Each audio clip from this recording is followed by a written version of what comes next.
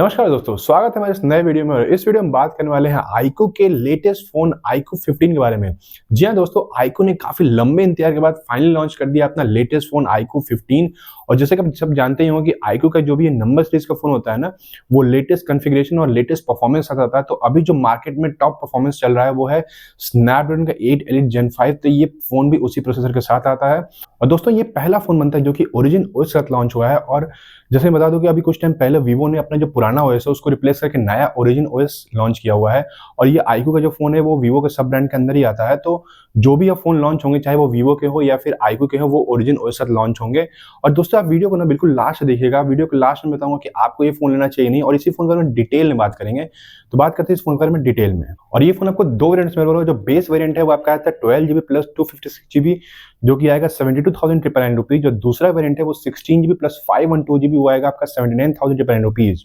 और जो initial launch है उसमें उन्होंने कार्ड डिस्काउंट और एक्सचेंज बोनस दिया हुआ है, जिससे कि आप 70,000 के बिलो इस फोन के प्राइस को ले आ सकते हैं। और ये फोन आपके दो वेरिएंट्स में अवेलेबल होगा। जो पहला वेरिएंट है वो इसका व्हाइट कलर वेरिएंट है, और जो दूसरा कलर है वो इसका आपका ग्रे कलर है, डार्क ग्रे कलर में आता है। और जो इसका व्हाइट कलर है ना दोस्तों, वो काफी दिखने में प्रीमियम लगता है। मतलब इसका कैमरा मॉड्यूल या फिर जो बैक पैनल पे इन्होंने एक यूनिक सा डिजाइन बनाया हुआ, वो भी देखने में काफी प्रीमियम लगता है। और ओवरऑल लुक एंड फिनिश की बात करते हैं ना, तो ये फोन दिखने में मतलब ऑलमोस्ट जो भी इस समय प्रीमियम फोन लॉन्च हो रहे हैं, चाहे वन प्लस 15 की बात कर लेते हैं या फिर ओप्पो का जो फाइंड X9 प्रो आया था, वैसा सिमिलर सा ही देखने को मिलता है। कैमरा मॉड्यूल हालांकि थोड़ा सा अलग इसका है, लेकिन ओवरऑल जो लुक एंड फिनिश है ना, वो बहुत ही प्रीमियम है।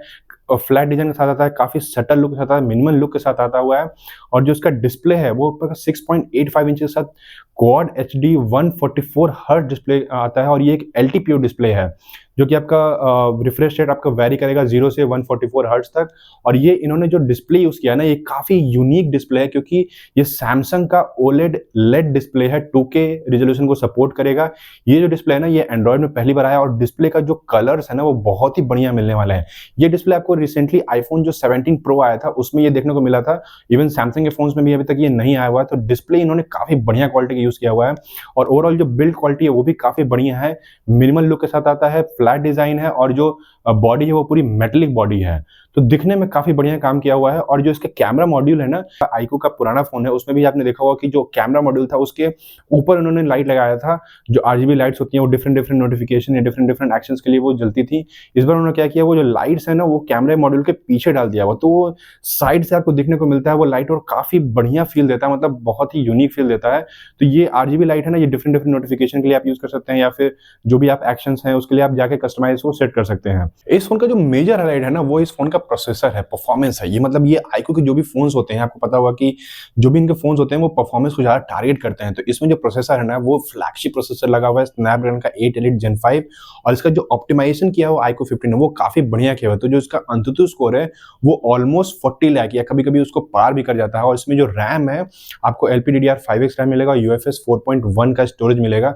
तो परफॉर्मेंस पे इन्होंने बहुत बढ़िया काम किया। साथ में इसमें आपको Q3 गेमिंग चिप भी मिलता है। तो आपको जो गेमिंग जो आप करेंगे ना, जो भी आप BGMI खेलने या फिर जो भी आपके हैवी गेमिंग है ना, उसमें ये चिप आपको हेल्प करेगा। तो परफॉर्मेंस वाइज बिल्कुल ही किसी तरह से भी कमी नहीं छोड़ी हुई है इन्होंने। और इसमें बैटरी की बात करते हैं तो 7000 mAh की बैटरी मिलती है, और 100 वाट का फास्ट चार्जिंग का सपोर्ट मिलता है। मतलब ये जैसा कि मैंने अपने पिछले वीडियो में बात किया था कि जो भी फ्लैगशिप फोन आज के डेट में आ रहे हैं ना, उसमें बैटरी में कोई भी कॉम्प्रोमाइज नहीं हो रहा है। मतलब 7000 6000 के mAh की बैटरी एक स्टैंडर्ड सी बैटरी हो गई है, जिसमें कि आपको आराम से एक दिन से आपको 1.5 दिन का बैटरी बैकअप मिल जाएगा। और जो 100 वाट का फास्ट चार्जिंग है उससे आपका जो फोन है वो क्विकली चार्ज भी हो जाएगा। साथ में इसमें आपको वायरलेस चार्जिंग का सपोर्ट है, मतलब 40 वाट का आपको वायरलेस चार्जिंग का भी सपोर्ट है, तो आप वायरलेसली फोन को चार्ज कर पाएंगे। और जो इनका ओवरऑल परफॉर्मेंस है ना, इस पे काफी इनका फोकस रहता है।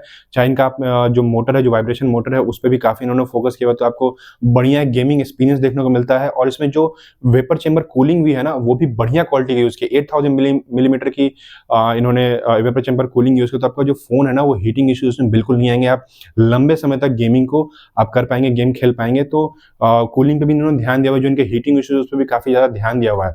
तो परफॉर्मेंस काफी ज्यादा टारगेट किया हुआ है इस फोन ने। अगर इसके हम कैमरे की बात करते हैं तो इसमें जो प्राइमरी कैमरा है वो 15 मेगापिक्सल का है, आपको 15 मेगापिक्सल का अल्ट्रा वाइड कैमरा मिलता है और 15 मेगापिक्सल का आपको पेरिस्कोप कैमरा मिलता है, और जो सेल्फी कैमरा है वो 32 मेगापिक्सल का है। तो कैमरा वाइज इनका बढ़िया परफॉर्मेंस आईक्यू ने ओवर द टाइम काफी कैमरा पे इंप्रूवमेंट किया हुआ है, और जो इनका 15 मेगापिक्सल का पेरिस्कोप कैमरा है वो आपको 100 तक का जूम इन सपोर्ट करेगा, तो वो जूम आपको दूर के शॉट्स लेने में काफी हेल्पफुल होंगे। और जो इनका कैमरा है ना उसमें आपको डिफरेंट डिफरेंट मोड्स मिलेंगे, तो आप डिफरेंट डिफरेंट तरह के आप फोटोज क्लिक कर पाएंगे, और एआई का भी इसमें काफी ज्यादा यूज हुआ है, तो आपका जो फोटोज होंगे ना ओवरऑल आपको आउटपुट बढ़िया मिलने वाला है।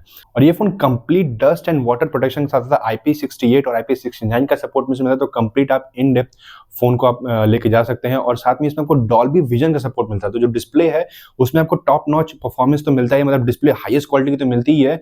जो स्पीकर्स हैं वो भी डुअल स्टीरियो और डॉल्बी एटमॉस को सपोर्ट करते हैं, तो कुछ साउंड आउटपुट मिलने वाला वो भी कमाल का मिलने वाला है। तो दोस्तों जैसा कि मैंने अपने पिछले कई सारे वीडियो में बोला है कि जो कि ओएस होता है ना किसी भी फोन का, किसी भी स्मार्टफोन का, वो काफी ज्यादा मेजर रोल प्ले करता है फोन के लाइफ लॉन्ग वैलिडिटी की, फोन कैसा चलेगा over the period of time. तो जो ओएस है ना इस पे iQOO 15 ने काफी ज्यादा ध्यान दिया हुआ है। इसमें आपको 5 साल का आपको एंड्रॉइड अपडेट मिलेगा और आपको 7 साल का सिक्योरिटी अपडेट मिलेगा।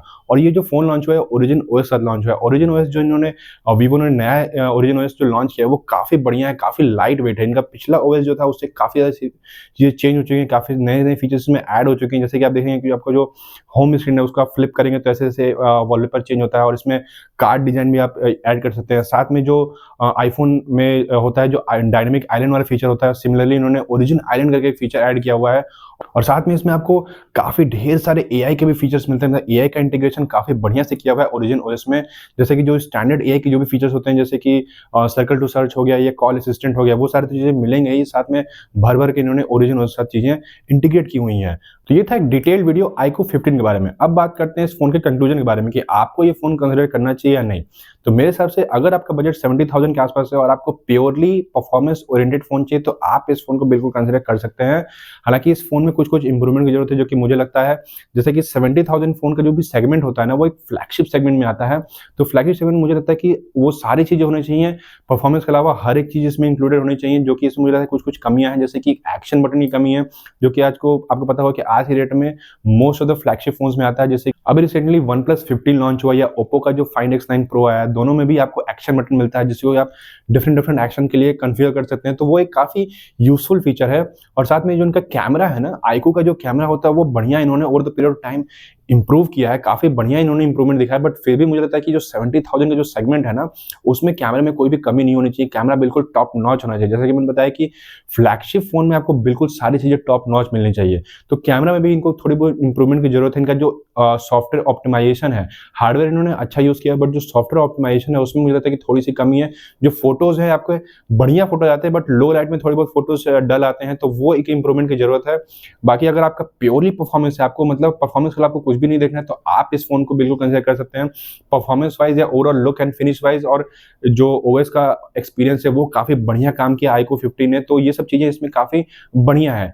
आप बताइए कि आपको ये फोन कैसा लगा नीचे कमेंट सेक्शन में। वीडियो अच्छा लगा तो लाइक सब्सक्राइब करना ना भूलें। मैं मिलता हूं अगले वीडियो में, तब तक के लिए